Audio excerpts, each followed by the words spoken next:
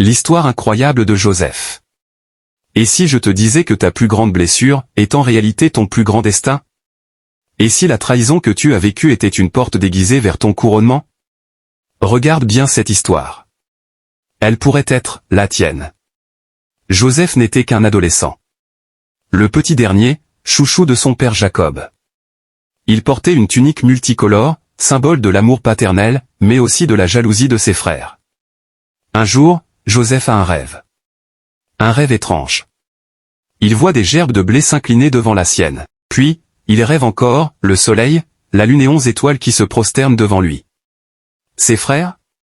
Ils explosent de rage. Tu veux dire qu'on va s'incliner devant toi? Toi, le petit dernier? Et dans leur cœur, une graine de haine commence à germer. Un jour, alors que Joseph vient les retrouver au loin dans les champs, ils décident, tuons-le. Mais Ruben, l'un des frères, intervient, ne le tuez pas. Jetons-le dans un puits. Joseph est arraché de sa tunique, jeté comme un déchet dans une citerne vide. Puis vendu à des marchands ismaélites comme un esclave. À 17 ans, celui qui rêvait d'être honoré est désormais un prisonnier, enchaîné, exilé, humilié. Mais écoute bien ceci, l'Éternel était avec Joseph. Même dans la maison de Potiphar, même dans la prison où il fut faussement accusé par la femme de son maître, Dieu ne l'a jamais abandonné. Joseph interprète des rêves. Il reste fidèle. Il garde espoir. Il attend, même si chaque jour semble contredire. Un jour, Pharaon fait un rêve que personne ne peut interpréter. Quelqu'un se souvient, il y avait un Hébreu en prison qui a interprété mon rêve. Joseph est sorti en urgence. Lavé. Rasé. Conduit devant le roi. Il interprète le rêve de Pharaon avec sagesse, il y aura cette année d'abondance, suivie de cette année de famine. Préparez-vous. Pharaon est émerveillé. Et là, l'incroyable se produit, Joseph est nommé gouverneur d'Égypte. Deuxième après Pharaon lui-même.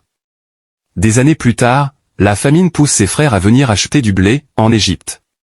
Ils ne reconnaissent pas Joseph, mais lui, il les reconnaît. Il aurait pu se venger. Il aurait pu les humilier. Mais Joseph pleure. Il les serre dans ses bras, et il leur dit cette parole bouleversante, « Vous aviez projeté de me faire du mal, mais Dieu l'a transformé en bien. » Genèse 50-20. Le message pour toi aujourd'hui. Tu as été rejeté? Incompris? Trahi par ceux que tu aimais? Comme Joseph, ton appel dérange. Ton manteau provoque la jalousie. Mais ce que les hommes ont voulu pour te briser, Dieu s'en sert pour te bâtir. Sois patient dans la vallée. Dieu n'a pas oublié ton rêve. Ton puits n'est pas la fin. Ta prison n'est qu'un détour. Ton jour de couronnement arrive. Car quand Dieu décide de t'élever, personne ne peut t'en empêcher. Écris Amen si tu crois que Dieu a un plan pour toi, malgré les trahisons. Partage cette vidéo à quelqu'un qui se sent trahi, abandonné ou oublié. Et abonne-toi.